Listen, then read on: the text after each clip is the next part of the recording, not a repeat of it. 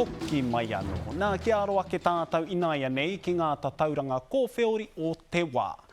Iwa mano ngā kehi kōwhiori hou kei te hapori i ngā rua te kaumā whā haora nei, te kaumā toru tāngata anō kua riro kitsua nā te kino o te mate nei. Nā whārau waru te kaumā whā tāngata kua hohi peratia i tēnei wā, te kaumā rima o rātou kei te wāhi whā omomo e tia ki nāna.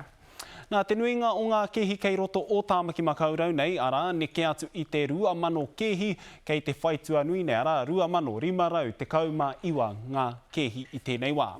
Ki ngā tatauranga pūwero Māori iwa te kaumā tahi orau kua pūwerotia ki te kano ārai tuatahi, waru te kaumā waru kua whai i te tuarua, nā rima te kaumā whā orau kua pūwerotia ki te pūwero whakau.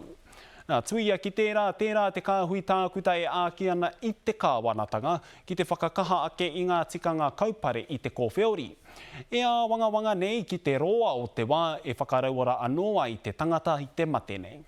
We're concerned that it appears that the government's not trying to suppress infection rates.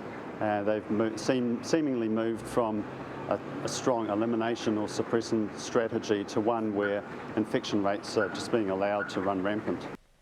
He nui hoki ngā āki ki te whakature i te mau maru hā ki ngā kura hei tēnei hōtoke te haere ake nei.